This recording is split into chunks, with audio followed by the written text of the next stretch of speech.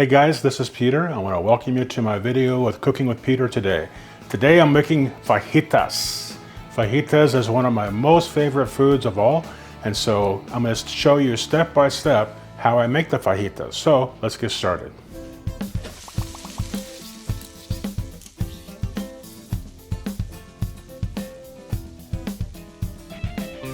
All right, first of all, I want to go over the ingredients we're going to be using today, and I have in here 2 pounds of boneless chicken breast.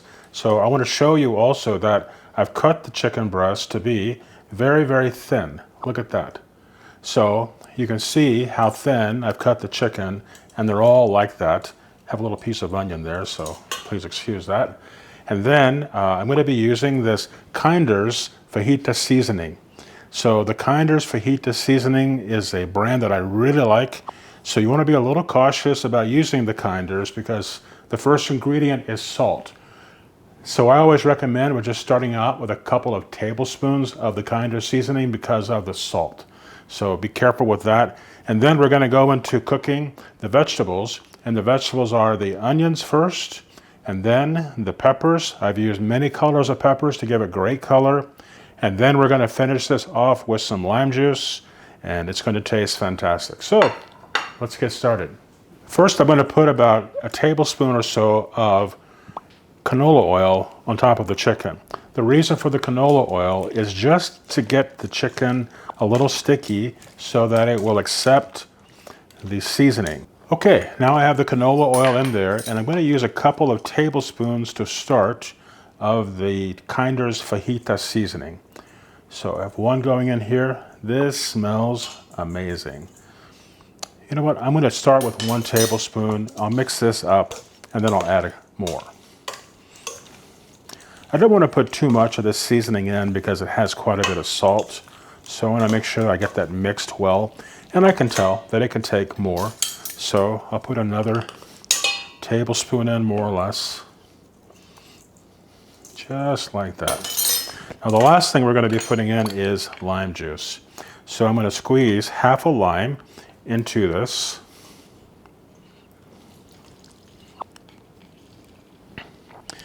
And mix this all together.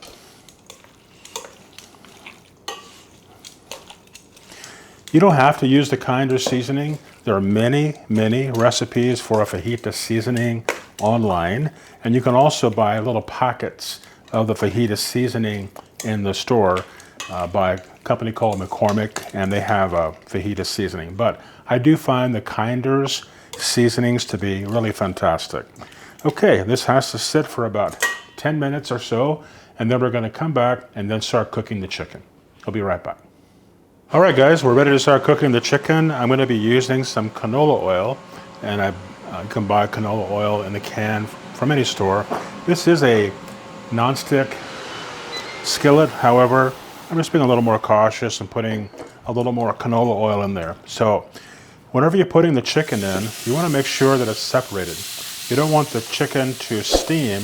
You want the chicken to get its nice grill marks onto the food so it gets nice and crispy that way. If you just stack it on top of each other, it's going to steam and not really get on the grill too much. So let me get this on there. We're going to cook it in batches.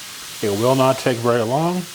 I would say about 4 or 5 minutes, maybe 7 or 8 minutes for the chicken to cook. So, all right, guys. So I'm just flipping over the chicken so that it cooked on both sides against the griddle plate. And as you can see, the chicken is cooking very fast. As a matter of fact, I want to check the temperature.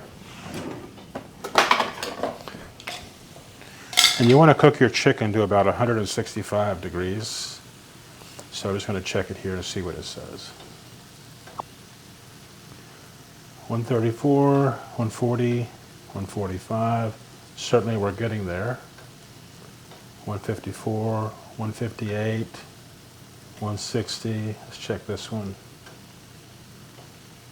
Yeah, I'm going to give it about 2 more minutes and take it off. Okay, guys.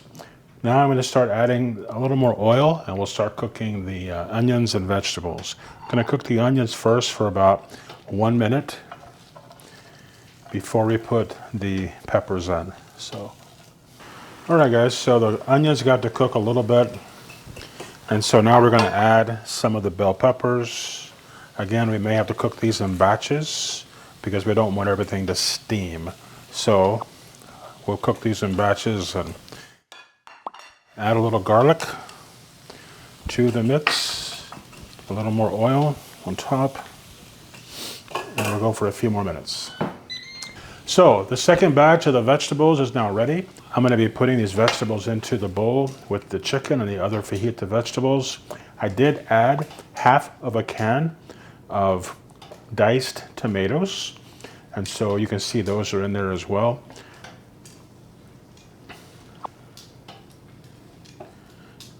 Good enough. Whoops.